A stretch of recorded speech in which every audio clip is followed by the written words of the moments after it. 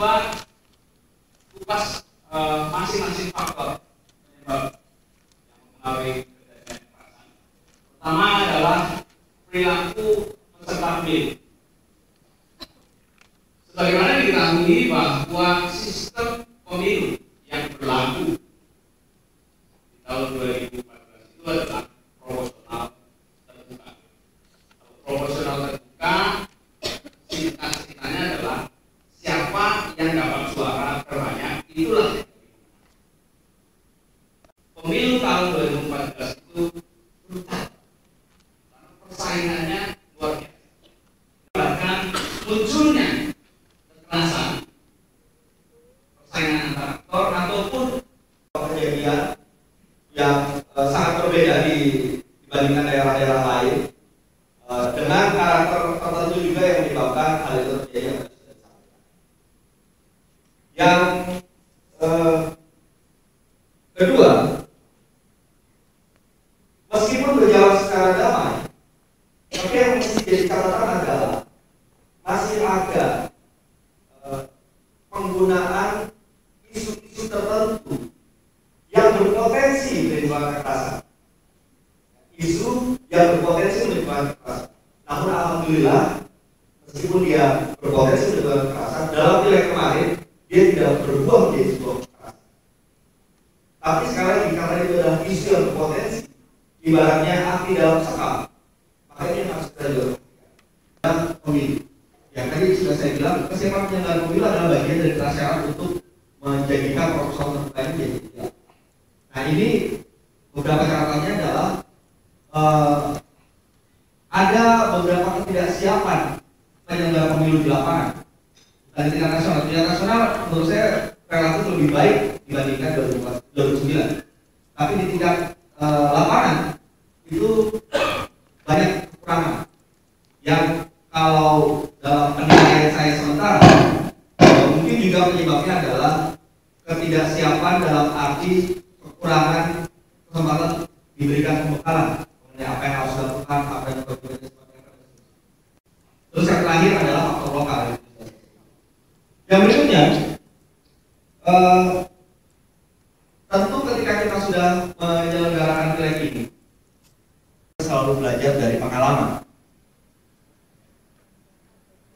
Ada karakteristik yang sangat-sangat berbeda antara pileg dengan pilpres, terutama dalam hal peserta pemilunya.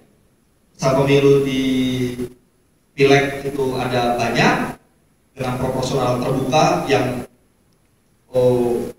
terpecah dia kekuatannya. Sementara pilpres ini benar-benar terbagi dan membuat dikotomi antara kita dan kalian, antara kami dan kalian. Jadi jelas, kami dengan latar belakang sara kami dan kalian dengan latar belakang sara kalian. Ini berbahaya. Makanya jangan sampai sebenarnya isu sara ini menjadi bahan di dalam proses pilpres. Kenapa? Kita sudah tinggal H-5. Artinya setelah pilpres ini selesai, lukanya masih ada. Kalau ada orang yang tidak bertanggung jawab, yang memanfaatkan kondisi luka ini, maka potensi kekerasannya bisa terjadi. Karena itulah maka benar-benar kita harus tanggulangi penggunaan isu sara dalam pilpres. Yang berikutnya, KPU dan Bawaslu yang melaksanakan tugas, ya KPU juga bisa melakukan kampanye. Bawaslu bisa melakukan penegakan hukumnya, laporan ditindaklanjuti, bahkan terus dicegah. Kalau menemukan harus aktif, jangan hanya menunggu laporan kemudian baru bertindak, tapi aktif. Begitu ada selebaran pamflet yang berisi syarat, bekerja sama dengan polisi, ambil.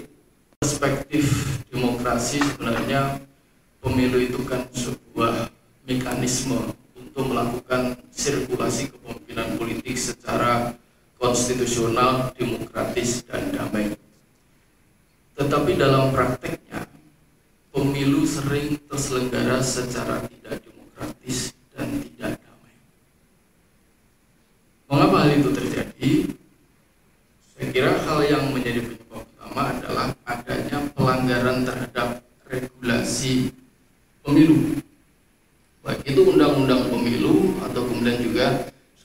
peraturan yang ditetapkan oleh KPU atau juga kemudian oleh Bawaslu.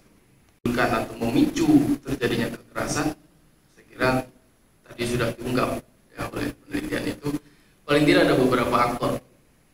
Yang pertama, yang berpotensi melakukan pelanggaran itu adalah peserta pemilu. Meskipun regulasi kita, masyarakat kita, kalau orang dizalimi, orang ditekan, orang dielek-elekin gitu, kemudian itu simpati sakit, kemudian ya sudah begitu nanti dipilih saja. Itu terjadi. Kita tidak tahu. Tapi yang jelas yang dilakukan itu seperti itu. Yang kedua,